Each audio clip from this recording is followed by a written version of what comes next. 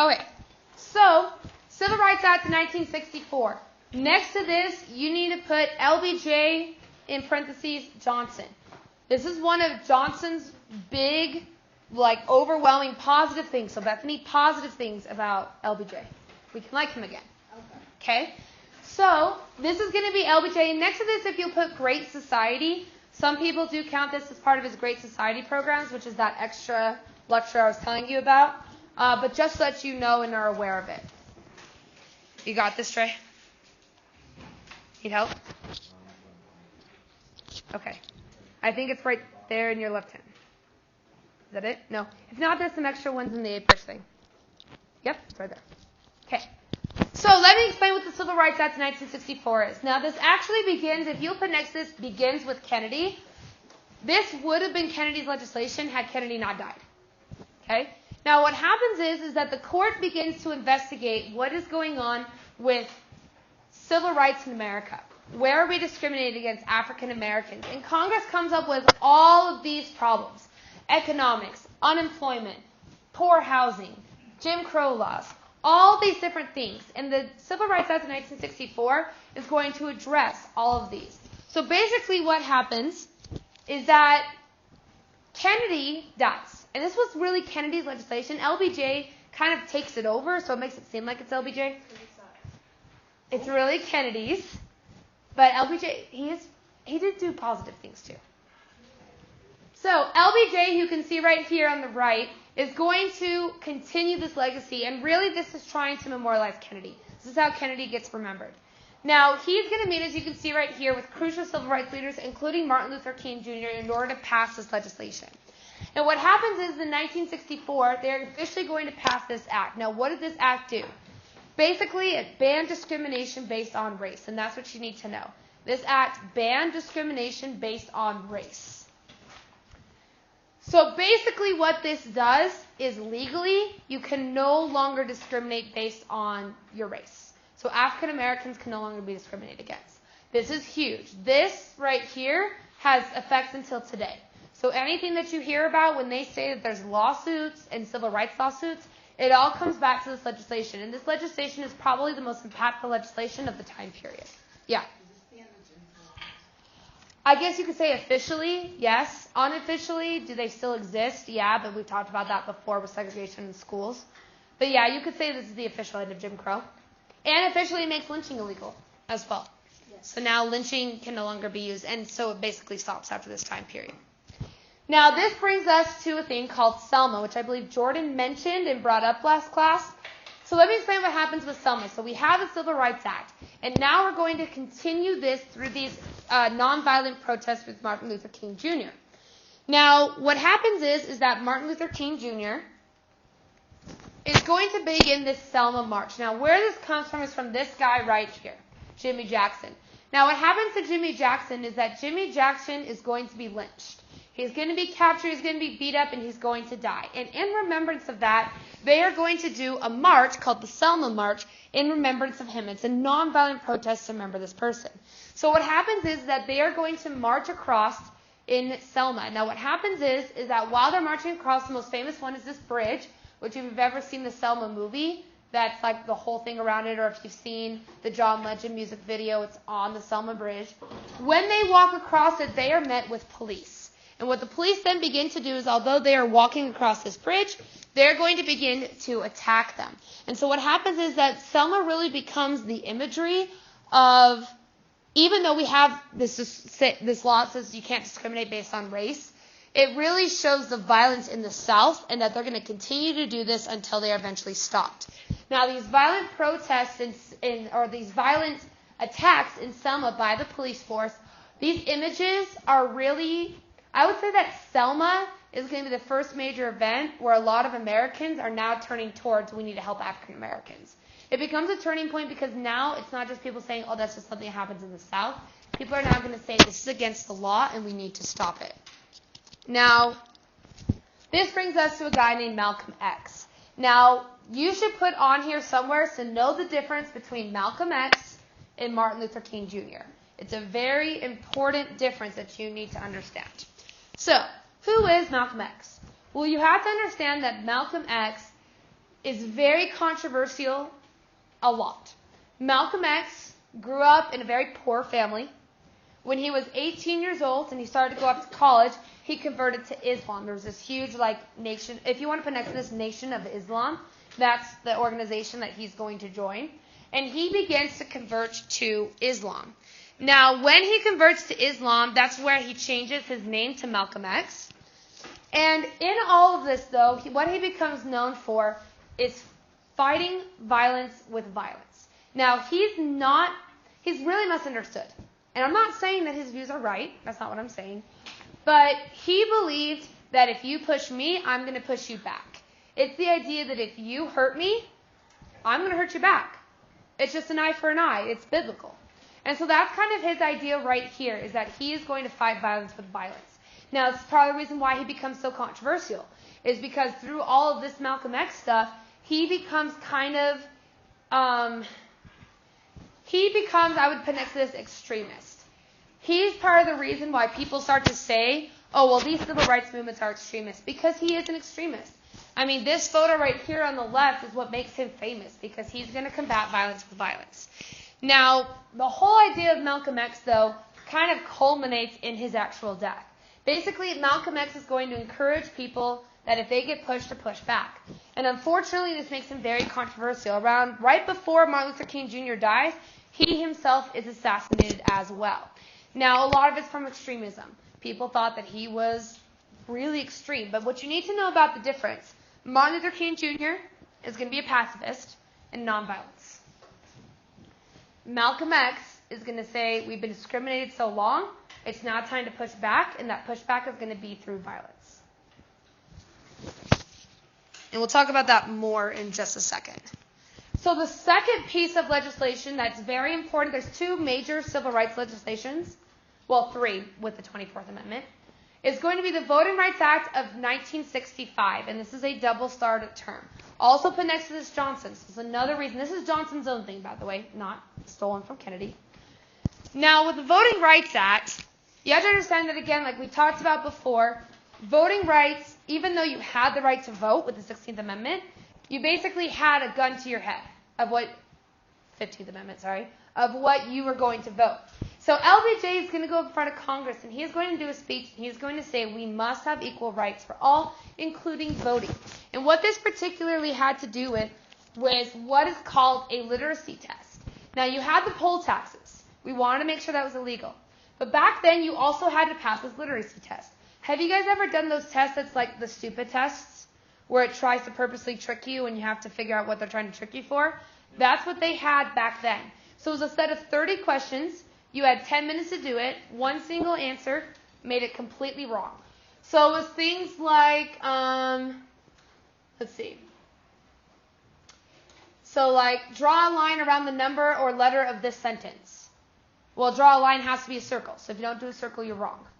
Or, for instance, on like this one, in the space below, draw 3 circles, one inside engulfed by the other. You have all these like little things, and in theory, it's supposed to prove that you have a 5th grade education level. Well, the thing is, these were purposely made to be able to have you be wrong. And even if you were right, it was very subject to interpretation. So the Voting Rights Act is going to ban poll taxes, for sure. And it's also going to ban literacy tests. And basically, if you want to put next to this, expands voting to African Americans. It's suffrage. Now we have unlimited voting for these African Americans, and we're not just going to say you have the right to vote. We're actually going to say you have the right to vote without having a gun to your head and without being influenced. Now, this major piece of legislation is going to be one of the really big things that LBJ is known for. He's known as the civil rights president because he expanded civil rights. So when you see LBJ, not only do you need to think of Vietnam and Great Society, which we'll talk about later, but you also need to think civil rights movement, because the actual acts that ban discrimination is going to be in Johnson's era. Now, the bill did 3 different things. So first off, it banned the use of literacy tests. 2, if less than 50% of the non-white population isn't voting, they're not going to investigate why.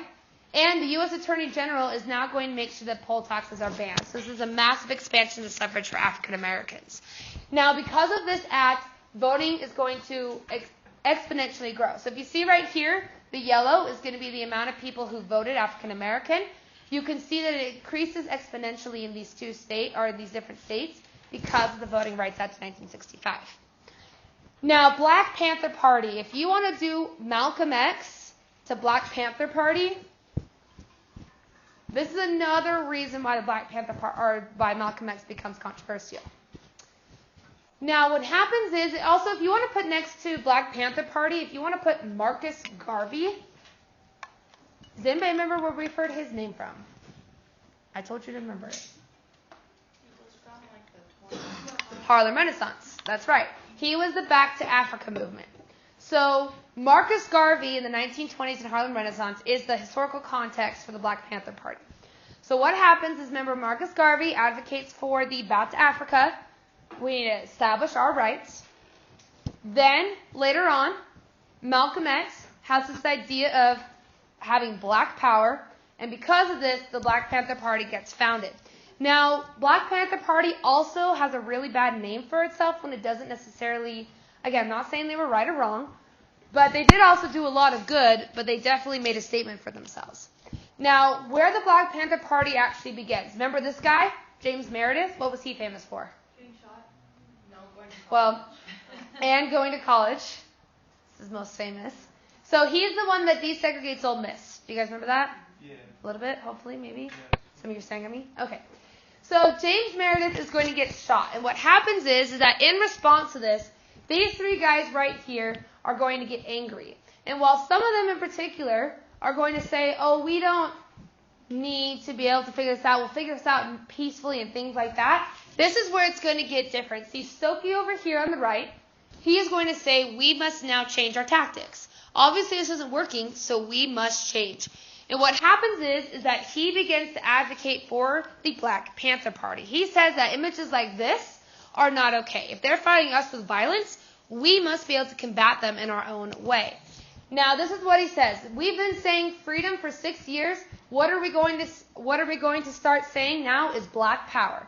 We've said peace. We've said freedom. Now we're going to have our own African American culture through what's known as black power.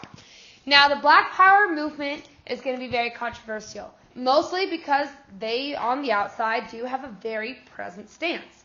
And a lot of people don't like that with the Black Panther Party. Now, what they become famous for, this is when you get the afros. This is where you get the fist raised into the hand. And they're going to be very, very vocal and do very public meetings to advocate for this black power. Now, this is kind of the stereotypical image of the Black Panther Party. So you have the afro, you have the berets that are tilted to one side, you have the black overcoat made of leather, you have typically a black turtleneck collar, as well as a pin that has that Stokey Carmichael on the pin itself to show that you're part of the Black Panther Party. Now, additionally, though, and why they become so famous, though, is that they are also going to advocate for the use of guns. Now, the biggest thing that I would say about these guys, though, is that their bark is bigger than their bite. They didn't necessarily go off shooting people, starting all these riots and beating up people. That was kind of the image that these brought out, is that people said these guys are really, really violent. Not necessarily. They did actually do a lot of good, especially in California. They provided free lunches to kids that couldn't afford it. They started youth programs. But these are the images that really make them iconic because people start to say these guys are violent. Now, they would do what's known as a Panther Patrol, which was basically just showing the power. It wasn't necessarily just going off hurting people. What they would do is they would go around the streets as kind of their own police force, carrying weapons like you can see here, and they would just walk around saying if something were to happen, we're going to be there to combat it. So it was more of an intimidation technique than anything else. Now, as a general whole, though, the most famous symbol that even lasts until today is the fist raised into the hand, especially on the right.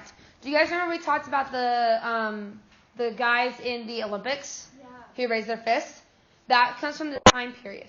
So what happens is that this raised fist becomes a symbol of this black power movement, which people still continue to use today, especially in all of our race riots that we've had in the last couple of years. Which is, again, this is the really famous one. And even though they all got banned, it becomes an iconic image. Now, this brings us to Muhammad Ali. Now, do you guys remember when we talked about Muhammad Ali in Vietnam? Yeah. Well, great. We're going to review Muhammad Ali in Vietnam. So, remember, Muhammad Ali is born as Cassius Clay. becomes very famous as a boxer. Now, he also, if you want to put next to this, converts to the Nation of Islam. So he and Malcolm X are actually going to be very good friends. Now, the thing about Muhammad Ali is, if you don't know, he's cocky. He's going to make a name for himself. He says things like this: it's hard to be humble when you're as great as I am. Yeah. He makes it very clear. I mean, he is cocky, and part of the reason why he kind of protests in this way is because he knows he's famous. He knows he's going to make a big statement out of it. Now, that brings us to Malcolm X. Now, Malcolm X is here on the left. When they convert to Islam, they actually become best friends. And the two of them, I mean, he babysat Malcolm X's kids all the time. Malcolm X really saw Muhammad Ali as kind of his mentee, and he starts to talk to him about this movement towards civil rights. Muhammad Ali had been discriminated against heavily. There were times, for instance, that he'd be traveling in a private coach to get to a fight, and then out in the middle of nowhere, the guy would kick him out and leave him there because he was black. Now, other people see Muhammad Ali as being heavily influenced by Malcolm X, but in a negative way. And so there's kind of this discontent between the two. And Malcolm X is going to start to say the Nation of Islam is not as trustworthy as it seems. And so he leaves and he tells Muhammad Ali, you need to leave too. Now, was the head of the Nation of Islam using Muhammad Ali? Oh yeah. Muhammad Ali didn't realize it though. He was so focused on his career winning and being successful, he didn't realize that this guy was using him for his own will. Regardless though, this other guy, the Nation of Islam, is going to cause these two to separate. Now, what happens is that Malcolm X is going to go on a year-long, I don't want to say vacation, but sabbatical to Africa in order to learn how he can help civil rights in America. At the same time, Muhammad Ali goes to a fight in South Africa. And so, like the good friend he is, Malcolm X is going to sit at the station waiting for Muhammad Ali to come in. Muhammad Ali comes in. He had already been told by this leader of the Nation of Islam that if you don't abandon Malcolm X, we will abandon you. Muhammad Ali steps off of the train. Malcolm X says, brother, I missed you, and he holds out his arm. And Muhammad Ali walks right past Malcolm X and never speaks to him again. This is annoying. It's sad. I know. And what happens is Malcolm X gets assassinated only a few months later. Now, Muhammad Ali did say in all of his writings, he said the biggest mistake he ever made was not going back to being friends with Malcolm X or saying sorry before he died. So that's the thing to say. Don't leave people on a bad note, because you never know what could happen next. Anyways, that's the story. But Muhammad Ali, of course, is going to be famous for his combating against Vietnam. Now, we've already talked about that. Now, the reason why, again, Muhammad Ali is going to be so against Vietnam, which you can see right here, it talks about Vietnam, is because he's going to say, why are we fighting this when we have so many problems at home? Vietnam never did anything to me. Now, that's where you get the famous photo of him refusing to go into the draft. He gets arrested, and he does end up getting 5 years in prison as well as a $10,000 fine for resisting the draft. Now, he is able to appeal this. A few years later, he does get released, and he actually gets it pardoned. However, at that point, his career is over.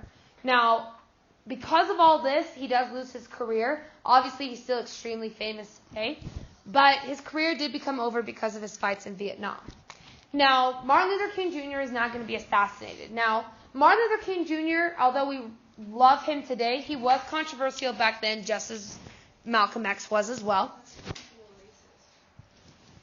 Yes, and because people thought that his way of finding peace was not the best way of finding peace. That was the other thing that happened.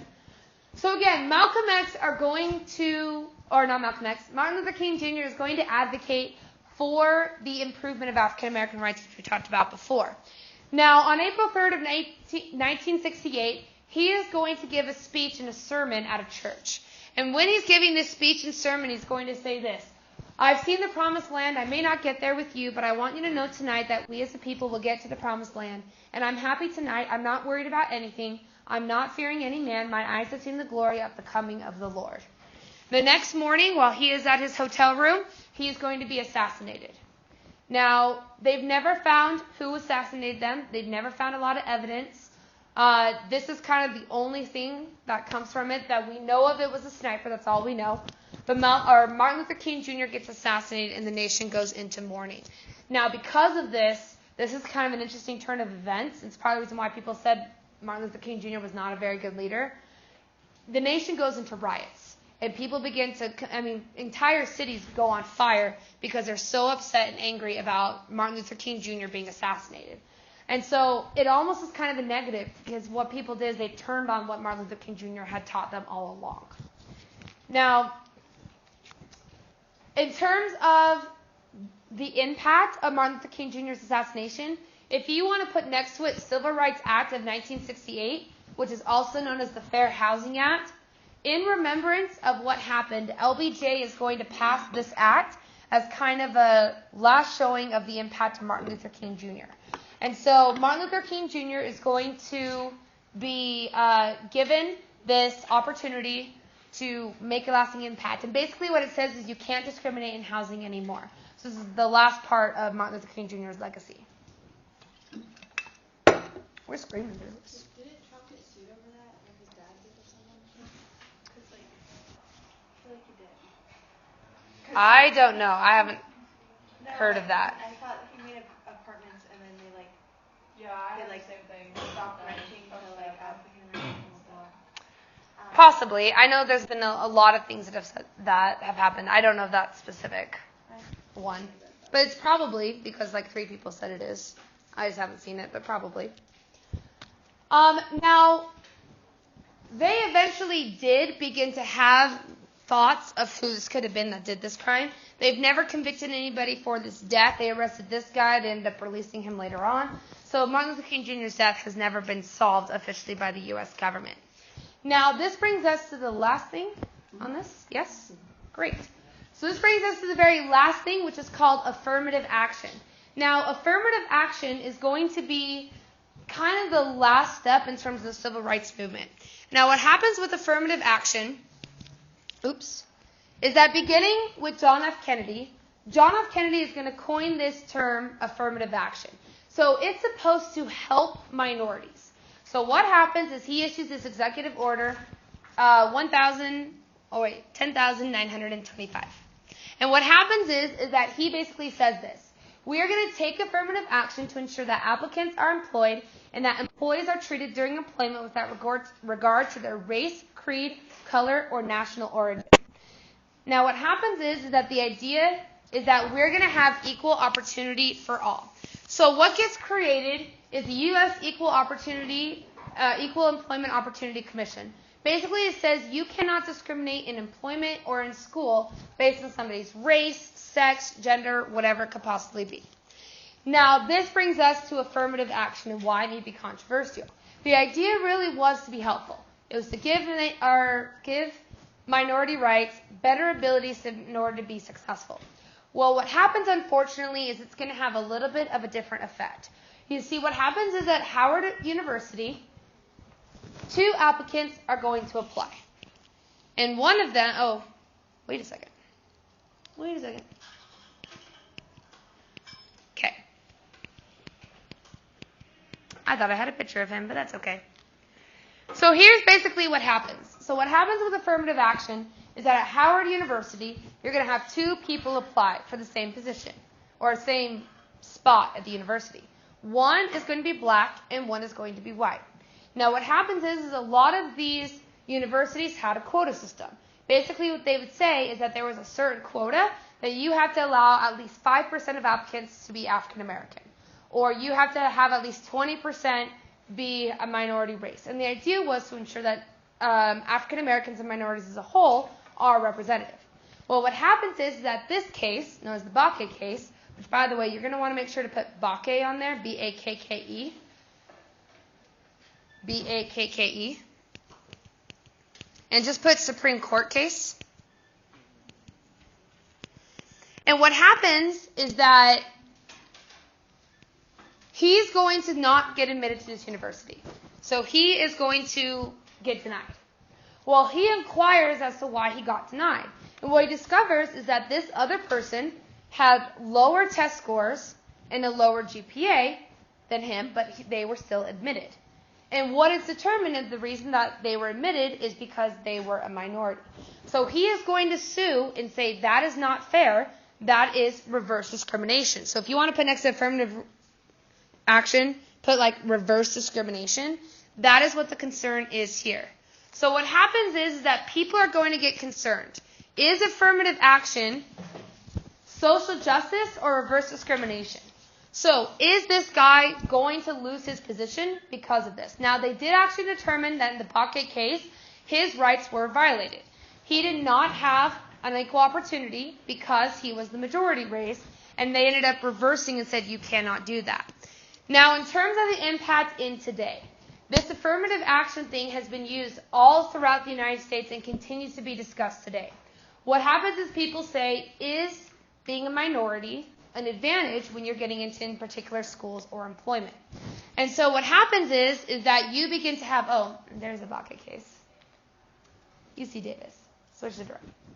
This is Bakke, by the way. So what happens is that people start to say, is this discriminatory? Now, what happens is that the Bakke case, when it comes out, is that they're actually going to have a reversal. And people are going to start to say, you need to overturn this. People who originally in the lower courts, they said it wasn't discrimination. The higher court said yes, and it becomes heavily discussed. Now, in terms of the idea here, basically what happens is that the Bakke case is going to take away the ability to have quotas. So, in theory, you should not be able to get over somebody else in college because of your race or being the majority race. That's the idea here. However, some people begin to see this as more controversial. So this is what it says. It says, woo, those SAT scores were brutal. What do you think? And then over here it says, I got the one where I check off my ethnicity, so I know I aced it. Now, do you guys see why, though, they're saying that affirmative action might be bad? Now, on the other side, it does give minority rights a really big opportunity. Now, in terms of this continues to be discussed in today's world. It's not just all of a sudden stopped. For instance, we still have this problem right now. We have lawsuits all the time about whether or not affirmative action is okay or not. In fact, let's see. So this one is saying, should we take race into account for admissions? So, according to white Americans, 67% of white Americans say it should be solely based on merit, and race should only be considered with 28%. Whereas if you flip that and you look at, in particular, some of the lower ones, which are, we'll look at Hispanic, or blacks is the most popular one. 44% say based on merit, but 48% should be based on race. So we continue to have this discussion up until today. Now, all this actually came together a couple of months ago in Texas. What happened is this girl right here was applying for the University of Texas. She was the valedictorian and things like that, and she ended up not getting accepted to the University of Texas in medical school over somebody else. But because she couldn't prove that it was African American, what she said basically is that they took into account poverty and things like that. She said no, they got in because they're African American over me, and she ended up losing this case. So we're still having this debate of affirmative action still come up until today. Does that make sense? Yes. I think that it's technically legal to in the admissions process to have your race be one factor, but it has to be one factor among many others. Yeah, and so that's part of the thing that it says is that basically that's totally true. So affirmative action, you can have it in terms of the fact that you can use ethnicity or whatever as an impact, but it can't be the only factor in terms of admission. So there has to be at least, I think they said 2 other indicators that would allow somebody over. So that's part of the reason why, if you don't know, there's a huge lawsuit over Harvard a couple years ago where Harvard got sued about why somebody didn't get in. And now Harvard and all the other schools, they have to give you a reason why they didn't get accepted. And so it prevents all of this, in theory, from happening. Yeah. If you go on Twitter, there's just a bunch of these rejection letters from Harvard where people apply as a joke or whatever, but it shows they have to give you a reason, and they're really funny because they talk all serious and they're we regret to inform you this because your letter said this, yes. this, and this. So it's it's really funny, but it just proves that you have to. Yeah, they changed it because what happened is about 2 or 3 years ago, because there's this act that says it's FERPA, which means that you have opportunities to access your educational records. And so what happened is all these kids applied for Harvard, but they couldn't understand why they didn't get it, and they sued. And what happened is that Harvard was told you must tell them why they didn't get in. But then when Harvard went and got the records, they would pull out these admission records and wouldn't say any reason why they didn't get accepted. It would just say not accepted. And they never had any reason why. And so Harvard had to completely redo their admission rules because of that. Okay, so we have a ton of extra time, which means I got to do the other lecture I was going to record for you, which is great. So we're going to stop this